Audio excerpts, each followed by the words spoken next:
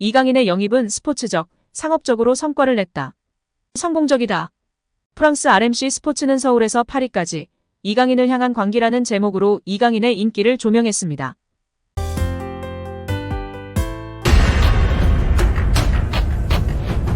이강인의 소속팀 파리 생제르맹이 이적 시장에서 어마어마한 돈을 쓰고 단 한 번도 유럽 축구연맹 챔피언스리그 우승을 경험하지 못했습니다. 축구 콘텐츠 제작소 스코어90은 SNS를 통해 2011년 카타르 인수 후 PSG는 20억 유로 한화 약 2조 9,404억 원을 선수 영입에 투자했음에도 챔피언스리그 타이틀을 아직도 얻지 못했다라고 게시했습니다. 2011년 카타르 스포츠 투자청은 프랑스의 수도 파리에 연고를 둔 PSG를 인수했습니다. 카타르의 막대한 자본력을 등에 업은 PSG는 이적 시장이 개장할 때마다 큰 손 역할을 했습니다. PSG는 선수단을 강화하기 위해 이적 시장에서 매번 지갑을 열었습니다. 수많은 스타 선수들이 PSG를 거쳐갔는데요. 2012년부터 질라탄, 티아고 실바, 네이마르, 음바페, 리오넬 메시가 있었습니다. 이외에도 베컴, 디마리아, 카바니 등 세계 정상급 선수가 즐비했습니다. PSG가 선수 영입에 20억 유로를 쓸 정도로 적극적인 투자를 감행한 결정적인 이유는 유럽 최강팀이 되기 위해서였습니다. 1970년 창단한 PSG는 44년 동안 단 한 번도 챔피언스리그 정상에 오른 적이 없었습니다. QSI는 챔피언스리그 우승에 대한 의지를 드러냈습니다. 카타르의 공격적인 투자에도 PSG는 지금까지 챔피언스리그 왕좌를 거머쥐지 못했습니다. 2019년도 시즌 PSG는 챔피언스리그 결승까지 진출했지만 결승에서 바이에른 뮌헨에 0대1로 패했습니다. 카타르 자본 인수 후 리그왕 우승은 10회 달성했지만 유독 챔피언스리그에서는 힘을 쓰지 못했습니다. 이번 시즌에도 같은 결과가 반복됐습니다. PSG는 2014년도 시즌 바르셀로나에서 트래블을 이룩했던 루이스 엘리케 감독을 선임했습니다. PSG는 엘리케 감독과 함께 4강까지 올랐지만 4강에서 보루시아 도르트문트에 무릎을 꿇었습니다. 1차전에서 0대1로 패했던 PSG는 2차전에서도 0대1로 지며 결승행이 좌절됐습니다. 이제 PSG는 새로운 시대를 준비해야 합니다. 팀 내 최고의 스타 음바페가 이번 시즌이 끝나면 PSG를 떠날 가능성이 큽니다. 음바페는 이미 나세르 알 켈라이피 회장에게 이러한 의견을 전달했습니다. PSG는 포스트 음바페 시대에서 챔피언스리그 우승에 재도전해야 하는 상황이 됐습니다. 포스트 음바페 시대 속 젊은 선수들을 주축으로 새로운 시대를 열 것임을 공표한 파리 생제르맹인데요. 이강인 선수 등 젊은 선수들이 주축이 되어 파리를 이끌어 나갈 것이기에 한국 팬들도 파리 생제르맹의 행보에 관심이 높은 상황입니다. 이강인의 영입은 스포츠적, 상업적으로 성과를 냈다. 성공적이다. 프랑스 RMC 스포츠는 서울에서 파리까지 이강인을 향한 광기라는 제목으로 이강인의 인기를 조명했습니다. RMC 스포츠는 이강인은 이적 전 거의 알려지지 않은 선수였다. 지난 5시즌 동안 발렌시아와 마요르카의 경기를 팔로우한 사람만 아는 선수였다. 네이마르와 마르코 베라티의 방출 작업이 진행될 때 이강인의 하이라이트 영상은 조회수가 급상승했고 PSG의 스릴을 가져올 수 있는 선수라는 점을 보여줬다라며 이강인을 조명했는데요. 그러면서 매체는 이강인의 인기는 기하급수적인 상승세를 보인 한국의 대중문화와 밀접하게 연관돼 있다. BTS부터 블랙핑크, 뉴진스와 오징어 게임, 기생충 등은 상쾌한 아침의 나라를 대표하는 컨텐츠다. 그리고 여기엔 이강인도 포함돼 있다. 이강인은 K리그에서 한 경기도 뛰지 않았지만 수많은 한국 팬들은 이강인의 PSG 유니폼을 구매하고 있다라고 전했습니다. 매체는 이강인이 5살이던 시절 인기를 끌었던 나라라 슛돌이 프로그램에 관해서도 이야기했습니다.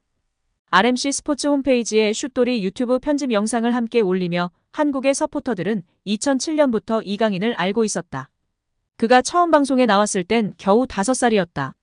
프랑스 출신 한국의 방송인 파비앙은 난 한국에서 16년간 살았고 파르크 대 프랑스 이외의 장소에서 이렇게 많은 PSG 유니폼을 본 것은 처음이라고 말했다라며 방송인 파비앙의 인터뷰를 전하기도 했습니다.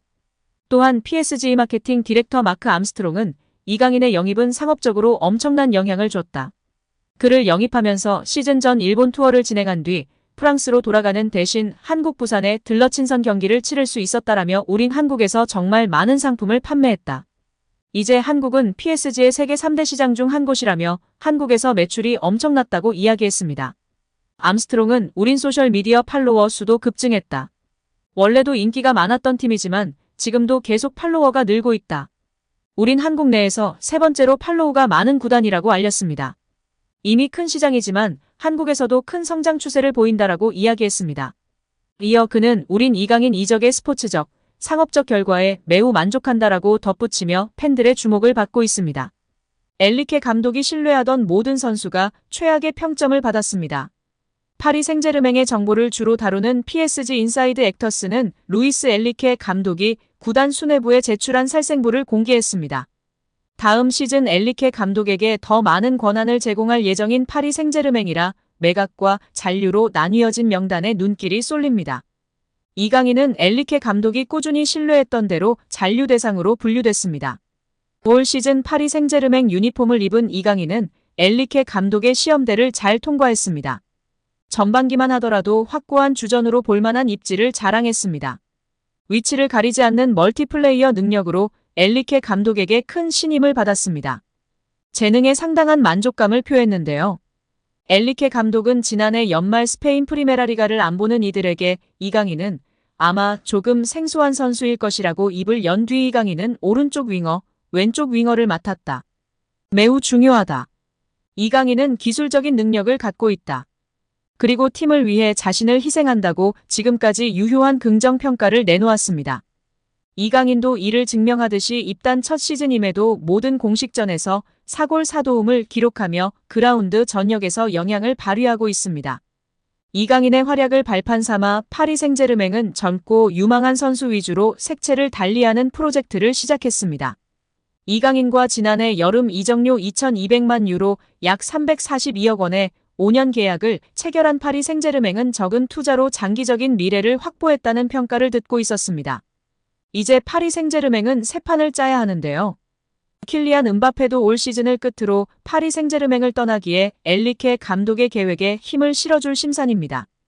때마침 알려진 살생부에서 이강인은 파비안 루이스, 콜로 무아니와 함께 잔류 대상자가 됐습니다. 엔리케 감독이 이강인의 능력을 호평한 만큼 다음 시즌에는 보다 주력으로 삼을 가능성이 큰데요. 매체는 이강인은 이미 엔리케 감독의 잔류 요청을 받았다고 말했습니다. 이강인과 달리 상당수는 칼날을 피하지 못했습니다.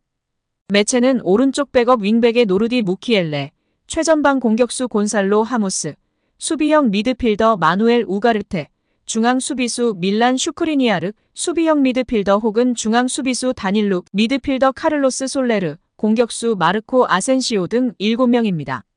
이강인과 함께 올 시즌 합류한 이들도 매각 대상에 올라 마냥 신입생이라고 안고 가는 모습은 아니었는데요. 이번 시즌 영입된 11명 중 4명이 포함되었습니다.